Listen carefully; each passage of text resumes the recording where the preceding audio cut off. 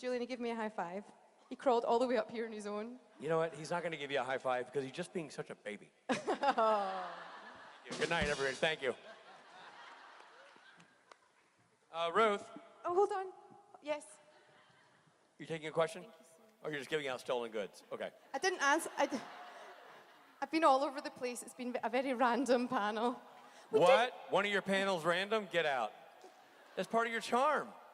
We didn't do the V Club Mega Mix. Tomorrow. Right. Oh, you can't shove your granny off the bus.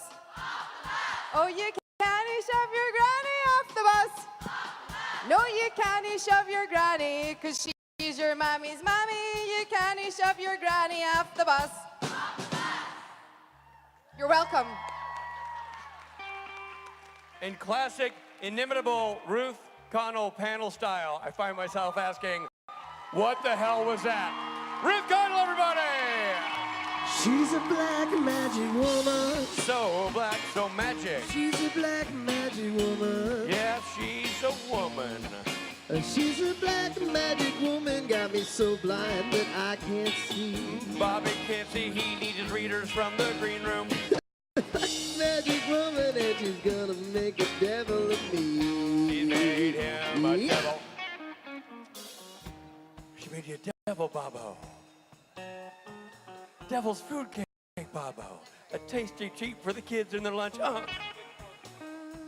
Robbie. Hey, Richie. You're good with milk, you're sweet, you're good after a meal. Kids, brush, it's Halloween. Lots of candy, maybe. At one of the houses, someone will give you, Bobo, a fistful of Bob. I can only hope. What the hell does that mean? You can only hope. Someone gives me a fistful of Bobo. That's you. That means they're ripping you apart and serving out to children. I'm sorry, are we really breaking down the lyrics? Is that what we're doing? It's realistic. It's an ominous warning. Wait, they're serving little candy versions of myself. Yeah. I can only hope that they do that. Candy version of Bobo.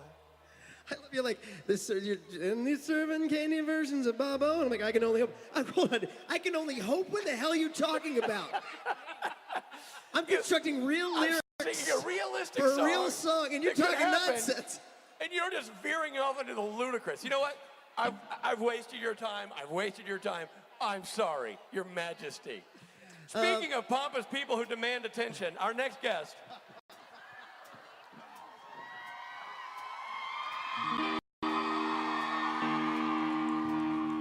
Sorry, I got a frog in my throat. Our next guest isn't able to be here. Thank you, everybody. Good night. Good night.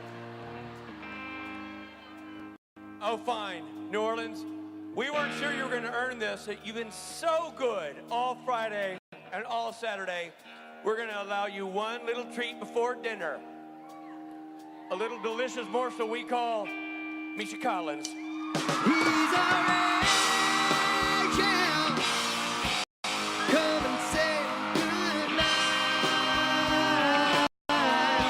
And he's yummy. He's my angel. Candy angel. Come and make it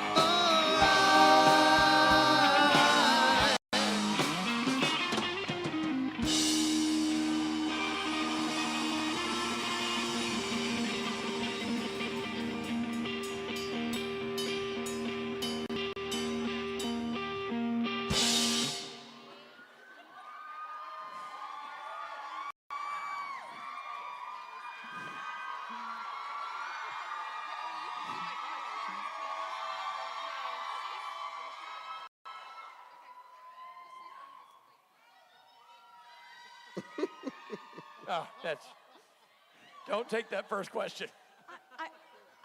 Oh boy. Please remove that woman at the microphone right over there. I understand you have some very steamy, out-of-date calendars. My question is if you could have a calendar of any of your supernatural female co-stars. Sorry, I'm sorry. Can you say again? I can't understand a word you're saying. You have an unintelligible accent. I'm sorry. I'm sorry. I'm just too nervous. I'm totally fangirling. If you could have a calendar of any of your female co-stars, which female would it be? I feel like there is a right answer to this question. What's her name? The one that plays Rowena. She would be amazing. Yeah, calendar or otherwise. Okay. Good to know. Yeah, and in any form, I would take her, that one. Yeah, bye. I don't like to put down the fans, but that's the shittiest Ruth cosplay I have ever seen. Sorry, I call him like I see him. All right, fine, I'm going to leave the stage. Ladies and gentlemen, Misha Collins.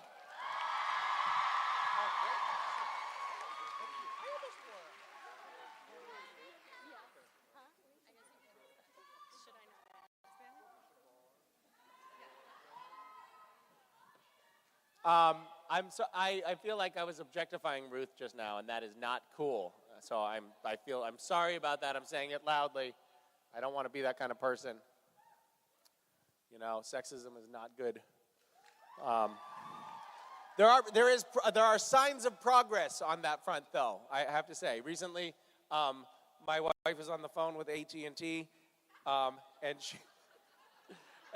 she was speaking with somebody in India, and we had been overcharged by at least $100. And she was like, look, it's $100, that doesn't make sense. We should not be getting charged this $100. And the guy on the other end of the phone, this is a sign of like, we're making a little bit of progress, I think. He said, well, ma'am, you can always, maybe you could just ask your husband for another $100.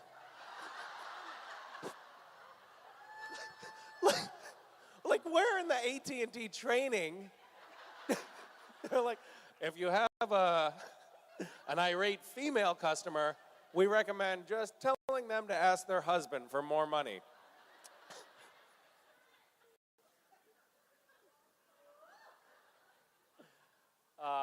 But I said, no, she can't have it.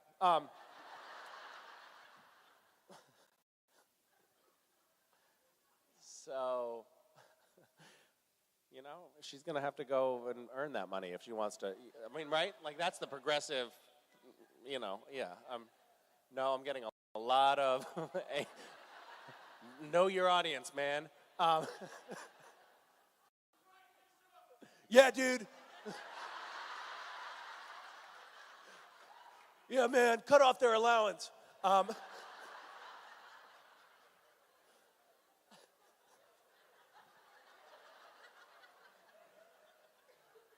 appropriate, that's not funny.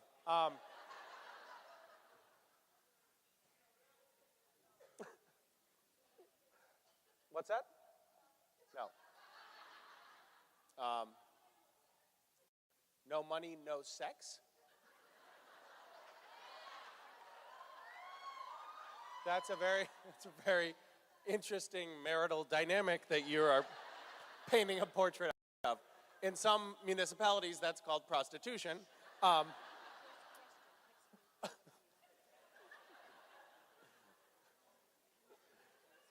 We're not going to take your sexist stuff. You have to pay us to have sex. It's not. I don't know if that's really the message you want to be sending.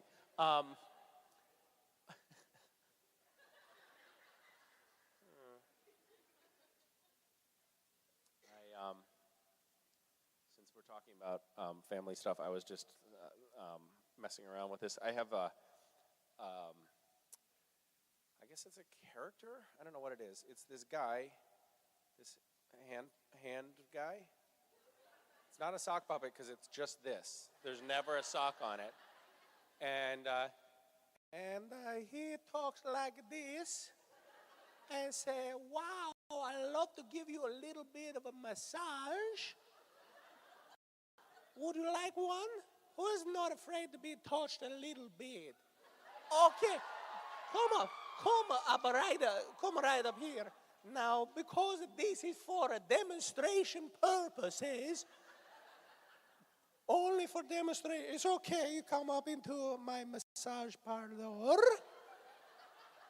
For demonstration purpose, I'm gonna give you a nice, warm, wet mouth massage, like that, really nice. I see that you look a little bit nervous, but I can tell you, don't worry, because I'm not going to charge you for that. That was totally on the house because it's kind of a marketing opportunity. A lot of people watching right now. So that one is this one I am going to have to charge you for, though. The first one was free. That one will be full price, okay? So this character, thank you. This character showed up in my house, and I have nothing. I am powerless to stop him, and he's always talking about the price of the massage that he's administering without people wanting it. And my kids absolutely hate this guy. They're like, stop it, Dad, stop, just get it away. Like, and they get really, like, actually angry. It's not a game. They're like, stop it, we hate that thing. And I don't know why I find this so funny. So he's always saying, I really want you to meet my dad. You'll love my dad. He's got so many great stories. and then the kids are like, okay, fine, let's meet the dad. Because they didn't want anything else, you know? And then the dad is always like, I'd be like, Dad, Dad,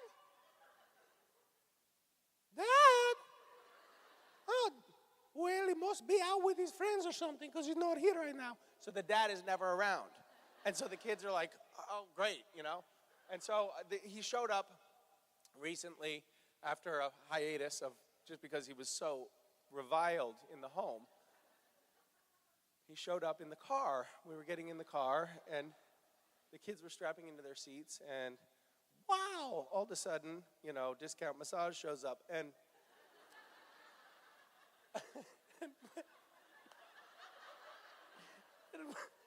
and Wes says, can we meet the dad? And I'm like, Dad. And then, Oh, wow, looks like he left a little note. He's out there taking the baby for a walk. and Wes just starts crying. He just couldn't take it. He was like, he just fucking wanted to meet the dad.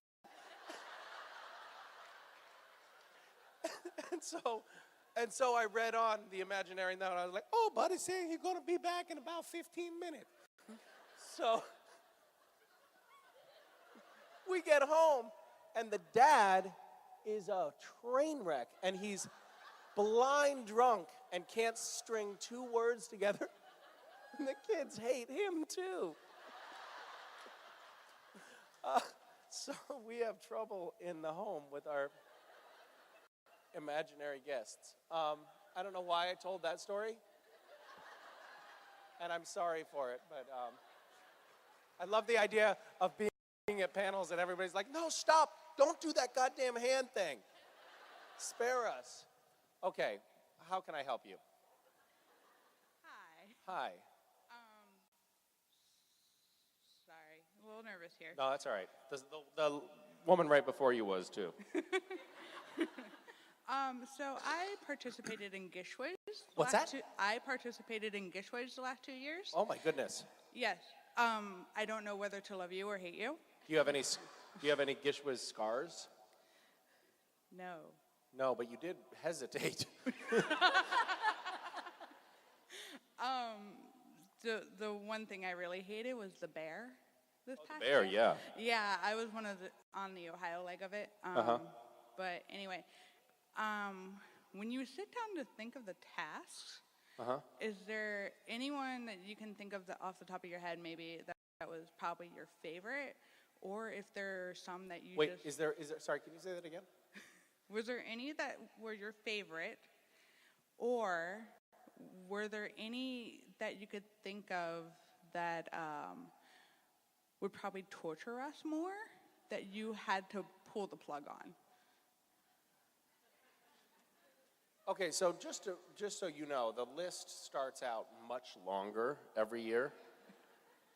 Like this year, I think we had around 200 items.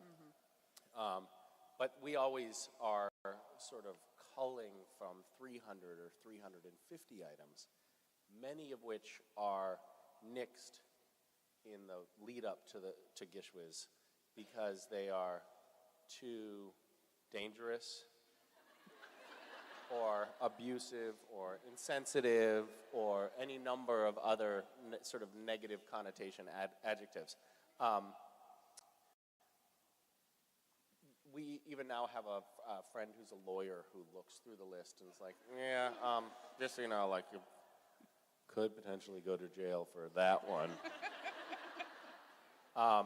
So yeah, every year we have items that are nixed. And then every year also, the sort of crowdsourced vetting that happens. Those of you who don't know, Gishwas is like this, it's kind of, we call it a scavenger hunt, but it's not really. It's just a list of crazy things that people have to do or make for this annual sort of competition that we do. And a lot of the stuff is a little off the wall, and some of it is incredibly challenging. But there have been a lot of items that have made it onto the list and then were taken off the list. Yeah.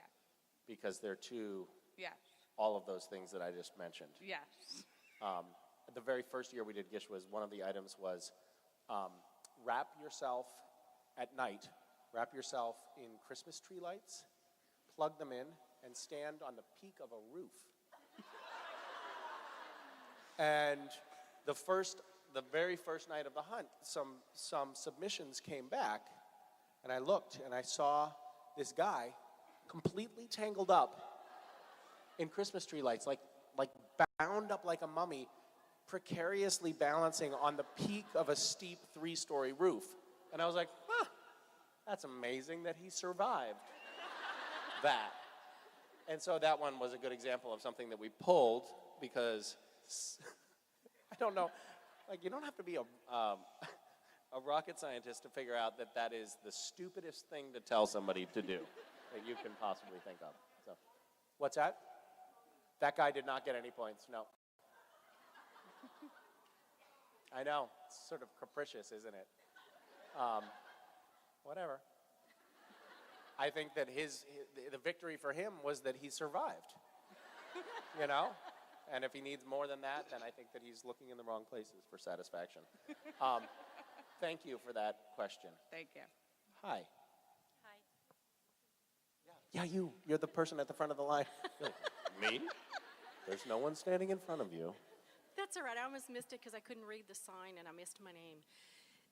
But anyway, many young women in fandom were quite crushed at the latest revelation for your character.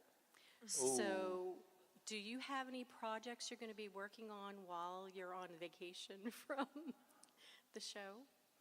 Wait, what are you referring to? Do you mean the death of Castiel? Yes. Okay. I don't even know. Should we tell her? I was I trying feel to be awkward right now. Like, No, I was trying to be nebulous for other people because, you know. Sorry, spoiler alert. See, I didn't say it on purpose. What's that? I didn't say it on purpose. I was trying to be somewhat nebulous. So wait, first of all, if anyone missed the memo about Cass being dead, that ship has sort of sailed. I'm not worried about that. Never mind. Don't worry about it. The thing that I find most interesting, and this has nothing to do with what you just asked, is that we have this new character on the show.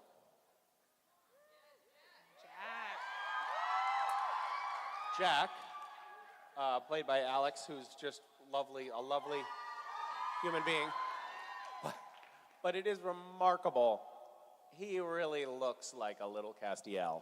And so I'm starting to wonder whether Cass and Kelly got Randy at some point.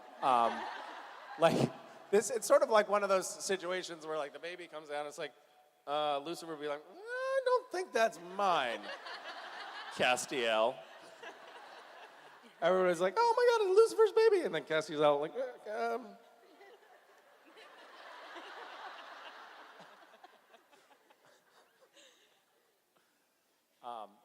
He looks exactly like I did when I was his age. It's really something. So anyway, thank you for giving me the opportunity to talk about something else. Hi. Hi. So before Supernatural, my favorite show was Charmed. Oh, And- yeah. And I was wondering, I know you and Alyssa are still kind of friendly, but how your experience on that show was. So God, I mean, Charmed. Wow. It was kind of remarkable for me. So when I moved to Los Angeles to become a famous actor, the first job that I got, and by the way, I'm gonna go back a step here. So when I was living in Washington, D.C., I started doing a little acting sort of on the side. But everything I auditioned for, I got a part in, because there was nobody else auditioning for anything, because it's not like a community that has a lot of actors. So I would go in for an audition, and for one role it would be like, 24-year-old Misha, a 60-year-old black woman, and a 7-year-old kid, And those would be the 3 people up for that job, And it was like, those are all the actors that they could find in the area. And then I moved to Los Angeles. So I was having some success, and I got like as much success as you can have, in a local market. And then I went to Los Angeles and went to my first audition, and it was like, oh my God, there were 50 people that looked like my doppelgangers. Like they were they all had, lengthy resumes. So it took me a really long time to get another job after I moved to Los Angeles. It took me like 9 months, and the first job that I got was Charmed. And I had no idea what I was doing. Oh, and it was a role that was set up, like it was a big role. It was gonna be like a love interest of Alyssa Milano, and it was gonna have like a long arc on the show. They thought I was terrible, and they're like, yeah, let's make this one episode. But I didn't know anything. Like I was on the set, and they're like, okay, you gotta make sure to stand on your mark. And I'm literally thinking, who's Mark? I had no idea what was going on. I do remember Alyssa and I had a kissing scene that I think got cut ultimately from the episode. But she slipped me the tongue. I think it was in Pretty there. awesome. It was pretty great. And then I later did a pilot with her many years later, and hey, and I was like, hey, Alyssa, like thinking that we had something, She had no idea who I was. Oh no. But that was an exciting time for me, being on Charmed. And now I actually am, like, Alyssa and I have bonded again recently over politics. We're both huge fans of our recent president. And Yes. and so that sort of unites us. Yeah. I don't know what else to say. Okay, thank you. Thank you. Hi. Hi. So for the benefit of the people that are watching from home through stageit right now, I just wanted to let them know how gorgeous you really are in person, first of all. Wait. It's true. Wait. Can you say that again? There's like a little bit of an echo, and I can't quite hear. I was just saying, for the benefit of the people at home watching through stageit, Yep. You really are that gorgeous in person too, so you're welcome. Oh my God. What? Yes. That's the pot calling the kettle black. Oh, God. Hi. Thank you for that. For that charity. There are people watching this at home. I think so, yeah. stageit, right? What? Yes. They stream That's it a live. little pervy, isn't it?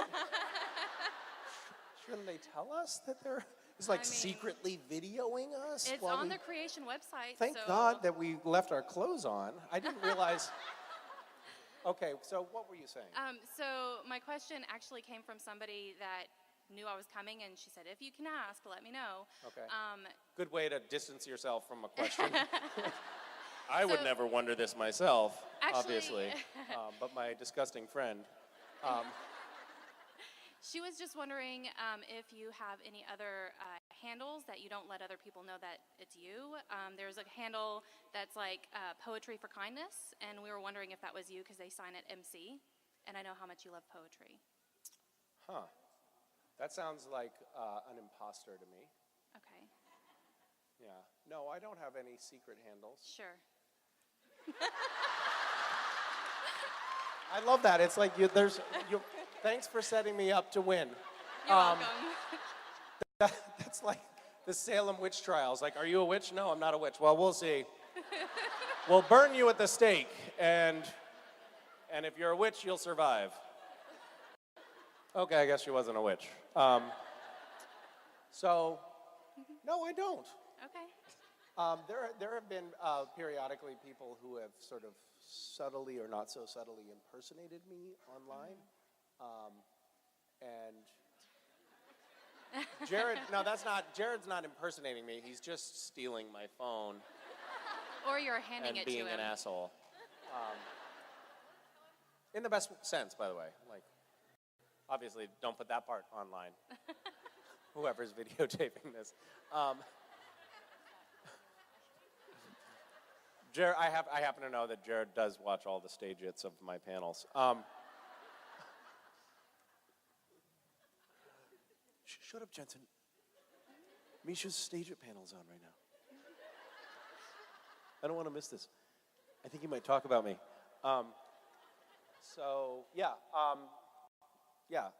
It's not me. I'm going to say it. You're not going to believe it, and this is going to have been a totally pointless interaction.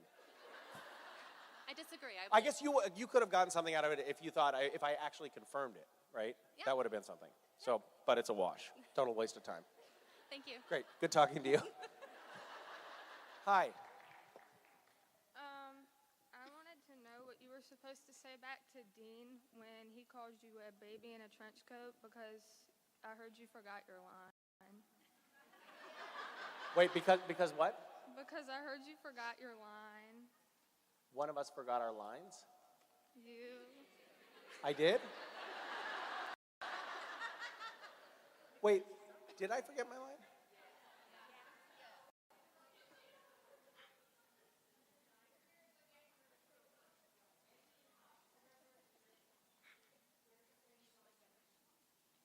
I have no recollection of this. Not only did I forget my line, but I forgot forgetting my line, which is starting to worry me. Well, so are you asking me what the line was? Yes. Like, it seems like everybody is setting me up to fail. I forgot that line when I had just looked at the script, and that was like 6 years ago. Do you really think I'm going to remember it right now? No! I'll spare you the suspense. I'm not going to remember it. Do you know what the line was? No. Sam hurt your feelings. Sam did? Yeah. No, Dean. Dean? I confuse them all the time, too. I get it. Thank you for asking that. An insightful question. Hi. Hi. This echo is intense.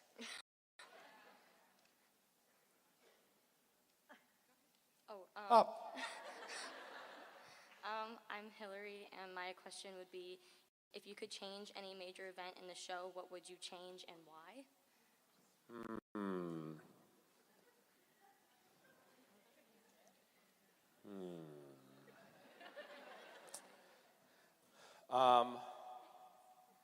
Well, there are the deaths of certain characters pop to mind, like Charlie and Bobby, and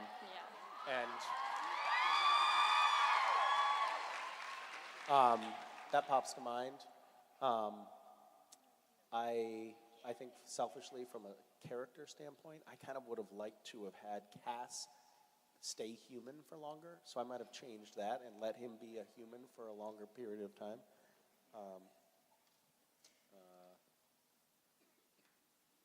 What else?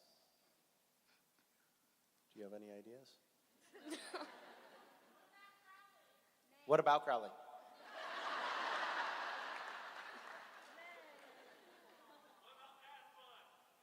What about ass butt?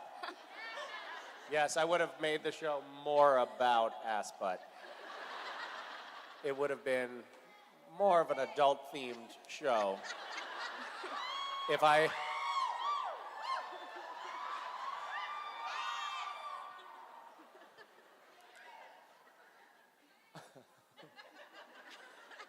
Ass Butt. Ass Butt, Volume 34.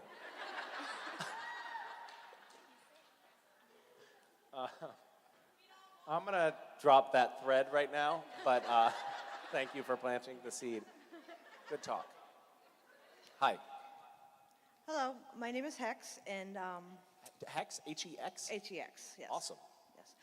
I'm here this weekend with a large contingent of knitters and crocheters that met during your Amok with Random Acts 2 years ago. Call ourselves a DPN family, and I know they're all in the audience out there. So I'm asking a question on behalf of them. How is your knitting going? And would you like to join us in our continuing charity knitting that haven't stopped since Amok? Your continued charity what? Knitting and crocheting. No. And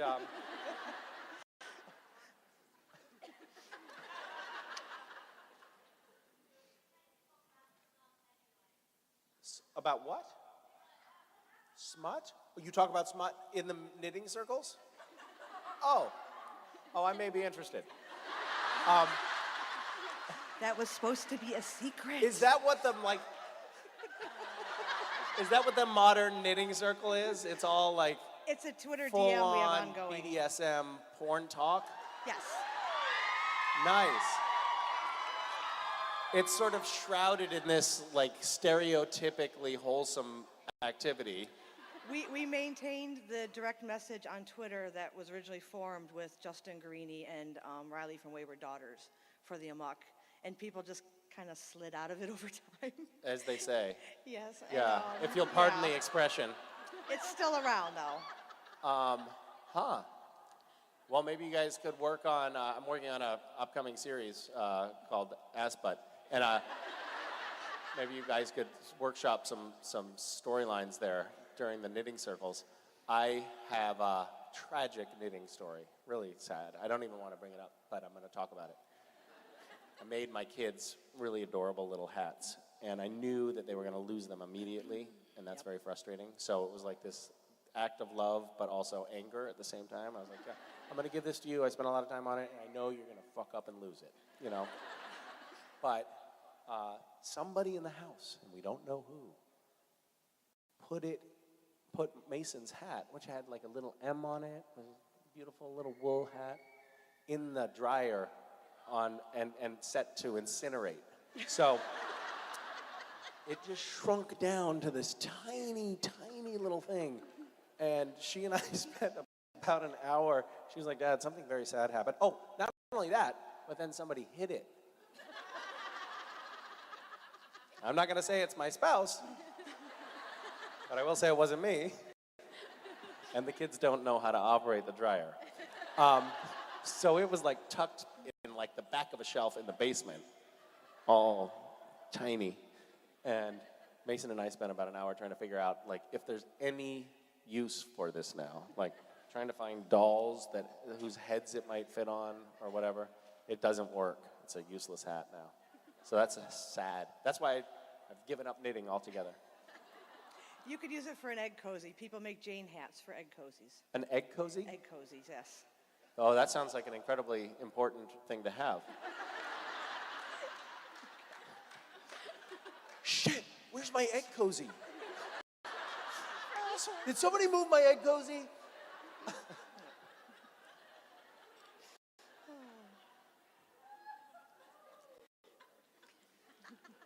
Okay, you can go sit down. Thank you.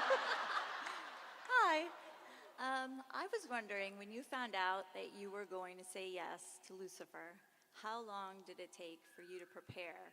Because you owned it, by the way. Oh, well, thank you. Yes. Well,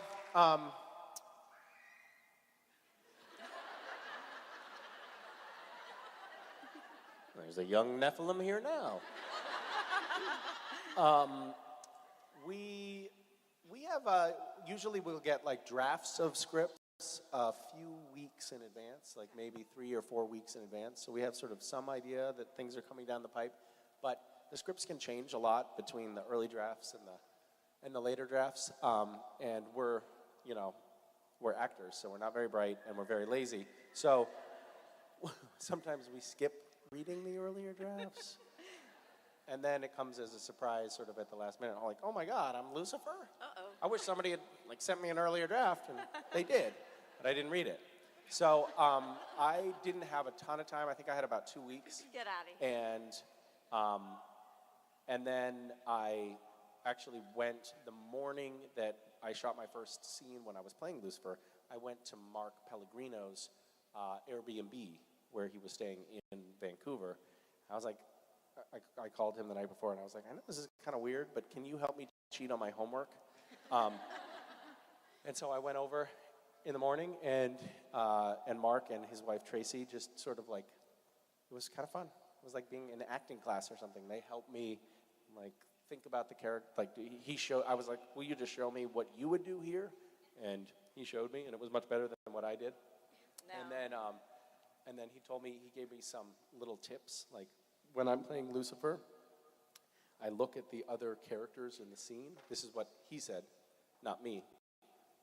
That's who's talking right now, Mark, not Misha. Right. And Mark said, I look at the other characters in the scene and I think either I'm going to kill them or I'm going to fuck them. And I was like, oh, that's very helpful. Very helpful. Thank you. So I worked with that. Even Mark today in his panel said that you owned it, so just Oh, he did? He said He did that. He did. Wow, to get Mark's stamp of approval is really great. I thought Hard so. to get. Thank you. Thank you. Hi. Hi. My name's Cass. Thank you. What? Yes. Oh my God, were you named after that character on TV? I was not. Are you 10? I was named after a Greek unfortunate story. So Cassandra, but everyone calls me Cass. Yeah. What is Cassandra's story? She was fooling around with Apollo, and then the Trojan War happened, and she met a general, and decided, well, I'll go fool around with this general. And Apollo, being a god, didn't like that, and so when he had given her the gift of foresight, he made it so that no one would believe her. So she predicted like the Trojan War and her own death and his death and everyone else's death. And oh, that's kind of cool. So it's like you're having a baby and you're like, oh, let's name our baby after that mythological character who really slept around and then nobody believed her. I'm not sure my mother knew that part. So she that, liked the name Cassie. Something for our daughter to live up to, like. Yeah, pretty much, yeah. No, super, she liked the that's name. super sweet. She liked the name Cassie, so that's my. She did what? Like the name Cassie. Oh, that's nice. Yeah, so Cassie. All right. So that's my name's Cassie. All right. Yeah. So I was just wondering. Did your parents eventually grow to like you, or? I'm adopted, so they paid a lot of money for me. Oh, they did. Yeah. All right. All right. All right. That's good.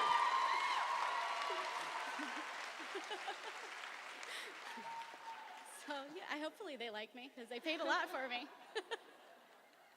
They didn't like you, but they were invested, and so they stuck with you. You know, taking out that 401k. It's called a sunk cost, I think.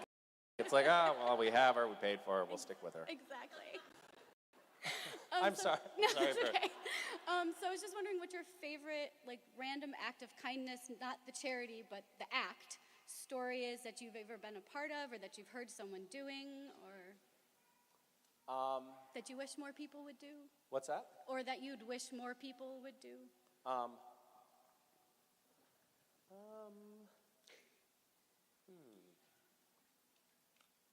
I don't know. I guess I think that for me, the most compelling stories are the things that people did for me and my family when I was a kid, because they just have like an emotional impact on me. I'll tell you two stories. One, I think I'll get through without crying, and the other one I'm not sure about. So the first one is, when I was 7, we had very, very little money. And at one point, me and my mom were camped out on the side of the road, and somebody just stopped, like in a tent, and somebody stopped and gave us they had gone to a nearby motel and like paid for a room and brought us a room key. It's like, here's a place for you to stay. And they gave us a $14 gift certificate to Abdow's Big Boy, which was just like, how are we going to spend all that money? It was so amazing. And that totally stuck with me. You know, I was 7. I was the same age that my son is now. And I remember that vividly. I remember like sitting in the booth at Abdow's Big Boy and just feeling like there was such unbelievable plenty here and being like so grateful at the kindness of this stranger who had, by the way, for them probably not made a huge sacrifice. All they had really done was been thoughtful. Like they saw, you know, a mom and a kid and, you know, and a need, and they did something. And I think, I mean, for me, like sort of the whole purpose of Random Acts is those little moments, like helping to encourage those little moments, because I think that there's a ripple effect. I think that that person doing that one thing, that relatively small act and that small sacrifice on their part ended up impacting me for the rest of my life. And, you know, I have in turn done a bunch of things, you know, sort of paying that forward. And those people have probably done things paying it forward. So that one little seed of generosity and kindness actually blossomed into potentially a tree of goodwill, you know, and that's lovely. Recently, I had a moment that I was just, this is the one that I might not make it through, so I'm just warning you.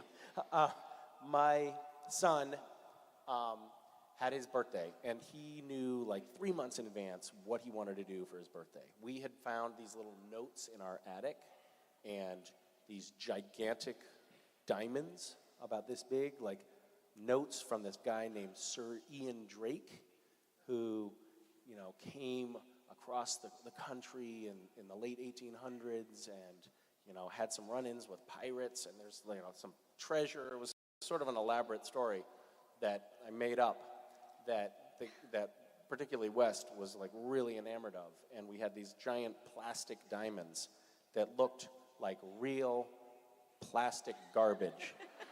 And he was convinced that they were worth millions. Like this was a true treasure trove. And so he wanted to do more exploring. And one of the notes had said, there is more treasure hidden all around this bay. We live in Bellingham, and there's a bay in Bellingham, Washington. And so that had planted a seed in his head, and he was like, there's more treasure around the bay. We should go find that with my friends for my birthday party. And I was like, ugh. Okay, all right, we'll do it. So we ended up having like 12 kids on bikes riding around, finding these little clues and notes. And by the way, 7-year-olds are unbelievably gullible. So, like, one of the kids, we were like rooting around in the shrubs, and one of the kids pulled up a credit card receipt. I was like, Misha, is this something? And I was like, well, by Jove, it is. It looks like it really is. This looks like it's from an old mercantile exchange, something. And it was just numbers on a credit card receipt, you know, dated a week ago. And all 12 of these kids, hook, line, and sinker, believed that we were like reading something that was actually a clue that would help us find our treasure. And finally we found the treasure. And it was this little box of, you know, fake coins. And they looked old-ish, totally fake. And real garbage, total garbage. And the kids sort of, like, each one took 4 or 5 pieces of these coins, and then there was still some left over. And West said, I don't want mine. And he said, I think this stuff is probably worth, one of the kids was like, I think you could buy a house with one of these coins. They're so old. And West said, well, we should take this to the homeless then. Oh. And so unbelievably sweet. Like, oh my God. So he didn't take any of his coins. He put them back in. And then he like really painted me into a fucking corner.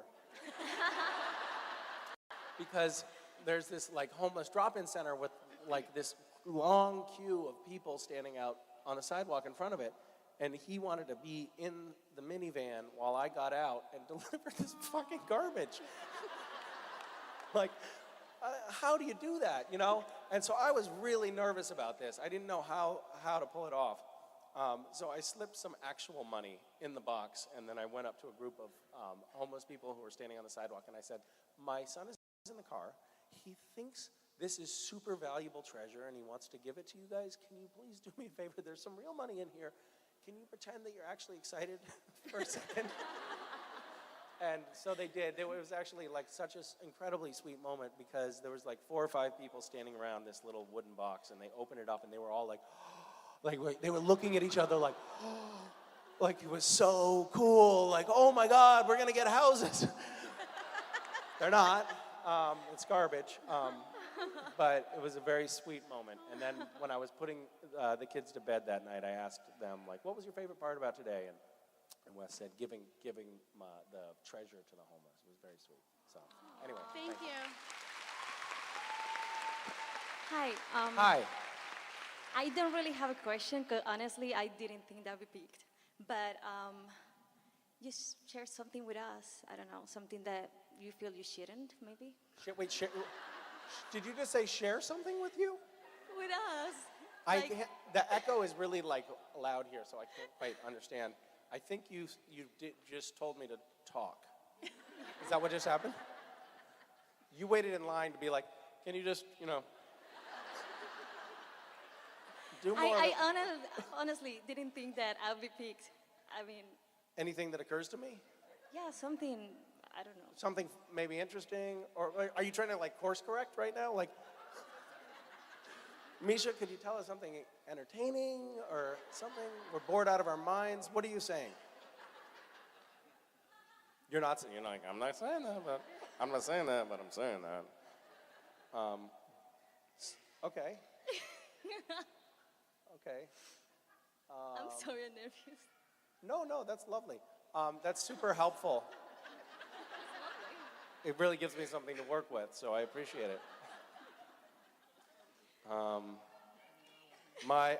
tell you that something that I think you might in particular be interested in. Why? For you, particularly.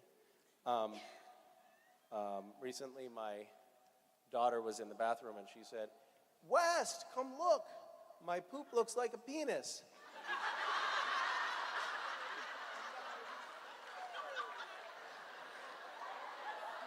And West said, no, I've seen that before. He was having breakfast.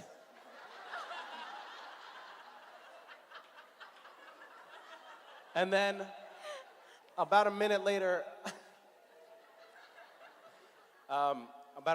she said, West, look, my other poop looks like a vagina.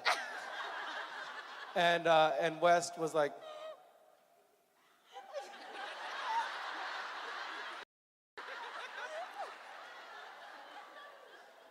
so there you go. Thank you.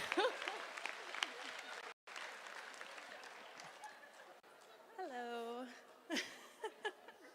I feel like I've sort of veered off topic a little bit.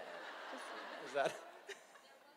Aren't we supposed to be talking about like storylines and plot points and stuff on Supernatural and no? Well, if you bring it up, Everyone's like, nah, we're sick of that we show. can get back on that.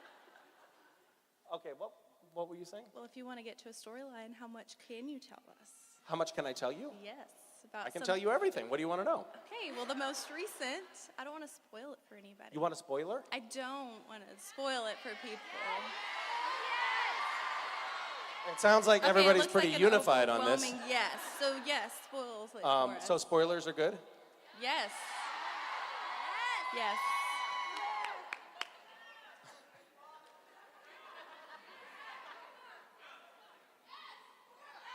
They say yes. Okay, well, we haven't yet seen this, but Cass is Jack's dad. I mean, it hasn't showed up in any of the scripts, and none of the writers have talked about it either. But I think it's safe to say that that's probably what happened. And furthermore, I can tell you that environment that we find. Have you seen the most recent episode? Yes. Okay, so actually I think it's totally fair game to talk about the episodes that have aired Yes. at a fan convention. Fair game. So those of you who are protesting about talking about something that's already aired and you're at a fan convention for that show, I feel like you have no authority. You totally, you lose your vote completely. So if you haven't seen the recent episode and you want to plug your ears, you may do that now. You haven't seen it? You come to a fan convention and you haven't seen the show? What's that? You were crying? Oh, flying. I never book flights for when Supernatural is airing. I can't believe you would make that mistake.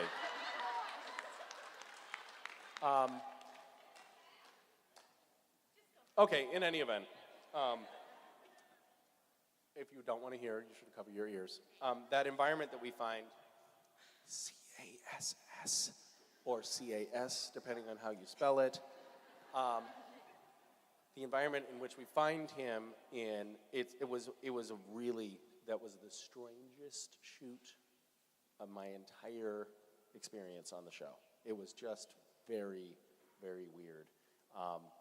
We ended up using a motion control camera, which is this really elaborate, enormous piece of machinery that none of us, the whole crew was kind of baffled by it, and it was like this, we were all just trying to figure out how to make that work.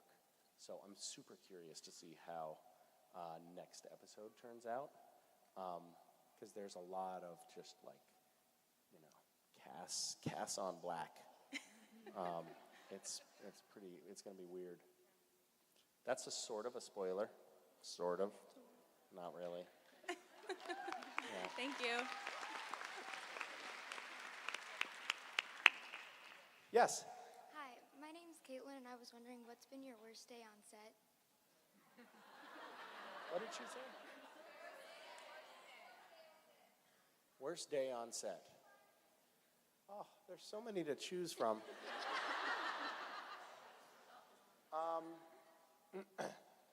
Well, I'll tell you, pardon me? The airplane days sucked ass. That was so awful. So sometimes, I don't know if you know this about them, but Jared and Jensen, who plays Sam and Dean on the show, at times, they can be total assholes and will just mess with you terribly when you're trying to, do your coverage in a scene. Coverage is when the camera is just like on a close-up on your face and the other actors aren't seen at that point. And the problem with coverage, ideally, when you're in a scene with Jared and Jensen, in a perfect world, it's a shot that all of the characters are in the frame at once, so they can't mess with you because they're on camera. So that's what you want. And unfortunately, you don't get that a lot of the time. A lot of the time, you have to do coverage where they do a close-up on you, and then Jared is, whatever. For example, tickling your balls with a broomstick or something. And there was one day in particular in season 9 where Jared and Jensen just were relentless. They were just messing with me to no end. And my constitution is such that I can't not laugh. Like if somebody's messing around, I'm gonna laugh. Jim Beaver Jared and Jensen can be total goons behind the camera, and he's just stone-faced. It's amazing. Like they would do this thing, I think it was maybe like season 6 when Jared discovered that, so the camera operator also had, our A camera operator, which is like our sort of top camera operator, is Brad Creaser. And the thing is, like when you're holding a camera, you have to hold very still. If the camera operator starts to like giggle or something like that, it messes up the shot. So they also have to hold very still. And Jared discovered that he could take a pair of tweezers and pull out Brad's ear hair while he was shooting, and Brad had to like suffer through it and still hold the camera still. And this killed me. I was laughing my ass off, but Jim Beaver was like delivering this emotional scene with like tears streaming down his face, and Jared is plucking ear hair out of Brad's ear. So anyway, it was a day like that, and it was a day where it just got really bad, and I could not get a single take in without them messing with me, and we were on example? I mean, there was a lot of, one of the things that happens is that, the camera is capturing right here. So what happens down here is not seen by the directors or the producers or anybody else. So there's a lot of sort of fair game on the physiological landscape. And that really sucks for the person who's trying to like deliver their lines. So there was a lot of that kind of stuff. Jared has long legs and he's flexible. So it's very common for him to do this. Sorry, let me do that better. I can't do it. I can't balance. There's a little wiggle at the top.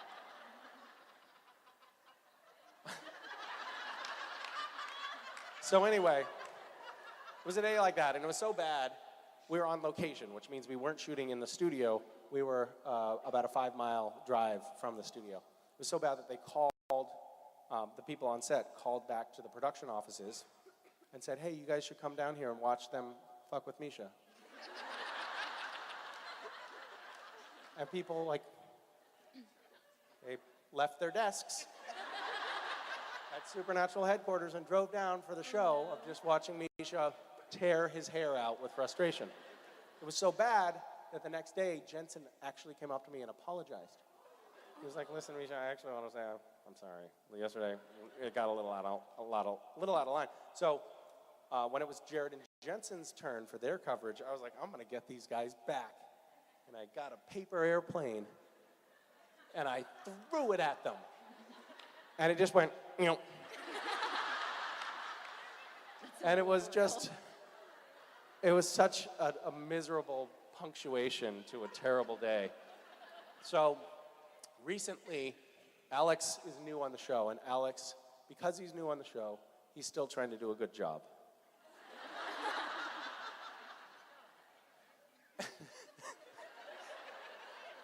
And he, like me, he laughs easily, but it frustrates him a great deal. So he's like the new target.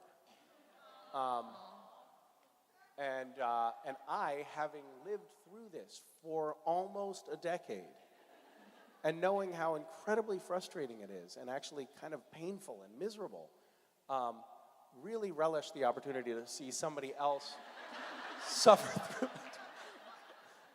And I totally, immediately, when I was like, oh, they're going to do it to him? Great, I'm on board.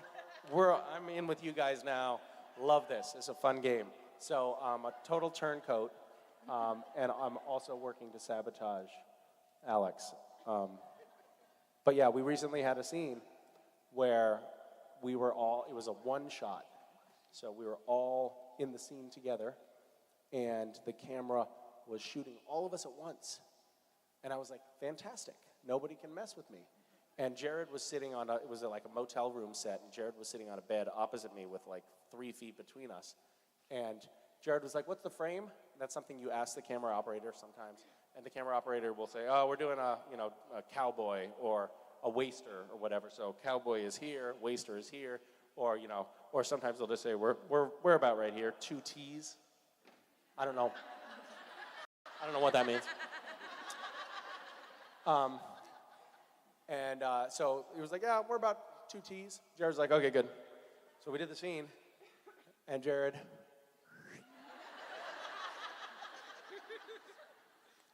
while he's in the frame delivering his dialogue, he's very frustrating. Thank you. Thank you. Hi, I'm Allison. I was actually going to ask you about specifics about what y'all were doing to Alexander, but you just answered that. So, sorry, Misha. I want to ask you, you've been playing Castiel for a really long time now. What do you feel like you have learned about yourself from playing Castiel for that long, and how has that helped you grow to be a better actor? Well, you're making some assumptions there. For instance, that I've become a better actor and not a worse one. But I don't know. I don't know if I'm really going to answer your question. I mean, I don't know. I don't know what I've learned about myself from playing Castiel, except for that there's this interesting thing that happens when you get to know a character really, really well in acting. And I think that happens by virtue of the fact that you've just been playing a character for a long time. Like, you can't not. It's really amazing to see how it's almost like putting on a costume. Like, you just become the character in your personality. So, like, when I'm playing Cass, I just start thinking like him. And really, his personality takes over, which is remarkable that can happen to a person. And as time has gone on and Cass's character has morphed over the years, he's become more empathetic about humans, and he was human for a while, and he was God, and all of these sort of life experiences pile up, and they change his character bit by bit over time. Weirdly, and I think this is true for Jared and Jensen as well, weirdly, I don't think that we have to think about that. It's like that character has grown with us, and we have changed over time, but so have the characters, and they're kind of evolving in parallel with us as people. It's super bizarre. We did this interview for Entertainment Weekly at Comic-Con. Yeah, hey, who knew season 13 we would, it's really unusual for a show to be getting like a cover in season 13. Awesome. But we had, one of the things that's actually kind of annoying about doing press for a TV show is normally what they want to know when they're asking, like reporters want to know when they're asking you questions, is what can you tease about what's coming up? And the truth is, pretty much nothing. Because I'm not allowed to tell you what's going on, so I can speak in vague terms and tease things, but it's not really an interesting conversation. So they did this Supernatural sort of retrospective issue, Entertainment Weekly, and it was nice because we actually got to sit down and talk about the show in retrospective. And we got to, like, it was really weird. I don't think this has ever happened before, but like me, Jared, and Jensen were sitting in a room really talking excitedly and earnestly about Supernatural for like an hour. And one of the things that happened was Jensen said that he had had this dream. And in the dream, basically in the dream, Sam dies. But he's dreaming as Dean, not as Jensen. So he dreamed Dean's dream. And in the dream, basically, he trades the keys for the Impala for a motorcycle because he doesn't need room for a passenger anymore. And it's like kind of heartbreaking, right? But the amazing thing was, sitting in the room there, me and Jared and Jensen all got choked up having him recount this dream. And it was like we have gotten to know these characters so well that even thinking about the demise of one of them is really genuinely, organically emotional for us now. And I think that is kind of a fascinating thing about knowing a character and playing a character for a long time. It becomes so integral that it becomes a little bit hard to sort of separate from your own emotional being, if that makes sense. I don't know. It was like a really moving little moment. I hope we never have to have an earnest exchange of ideas again, but it happened. It's water under the bridge. And yeah, thanks. Yeah. Thank you. I think you have one more here, buddy. Hi. I'm well, thank you. So I teach high Oh, school. sorry, you only get one question. Yeah, that was it. Oh, sorry. I teach high school English. Oh. And I recently, thank you. I recently finished a poetry unit, and I used you reciting some poetry in my classroom, which several of my students loved, and they're jealous of me right now. But who is your favorite poet? I love some like older Sufi poets like Rumi, who are truly profound and beautiful. My favorite living poet is Mary Oliver, she's the biggest best-selling living poet, so it's a very mainstream, not a very interesting answer. But her poetry is just beautiful. I love it. I recently listened to an hour-long interview with Mary Oliver, and she's, all of her poetry is like about being in nature and walking and observing the butterflies, but it's truly profound. She has this one poem, if you want to look up an amazing poem, Wild Geese is a poem that she wrote that's just beautiful and heartbreaking. But it's all like this beautiful, like nature stuff. And she's this older woman, and it turns out in the interview I discovered that she is a serious, like 3-pack-a-day chain smoker. And it like, totally blew my world to discover that.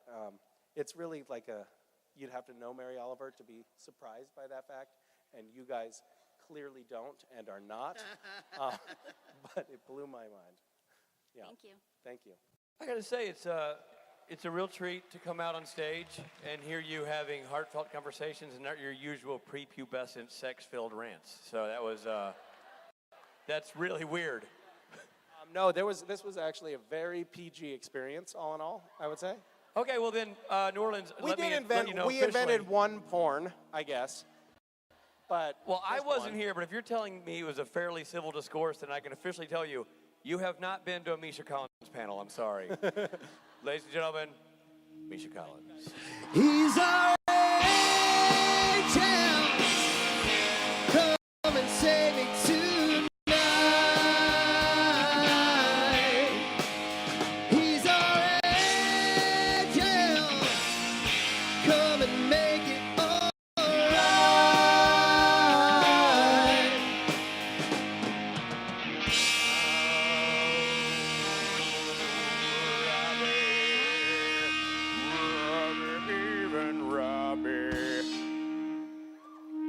Even Robbie, gonna play a show tonight on the stage with his band loud and swearing, loud and swearing, loud and swearing, loud and swearing. Tonight, a band gonna gather and play a little music. They're gonna stand on the stage and rock your faces off. Ooh, yeah.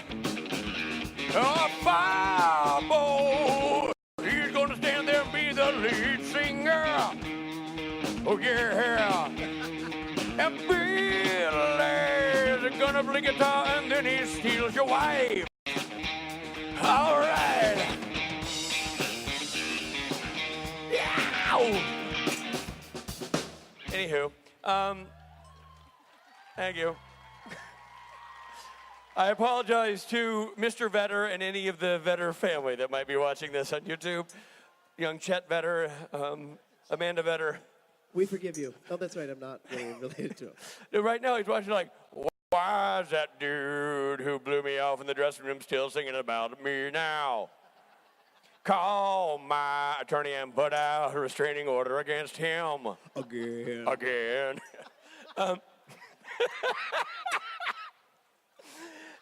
Inside jokes are the darndest. Here's the thing, everybody. Saturday Night Special is happening tonight. We hope you will join us for it. That is why we are giddy, because it's our favorite part of the convention. We don't care about the boys. We've seen them. That's not that impressive. What we're excited about is this show tonight, anchored by this band. Come get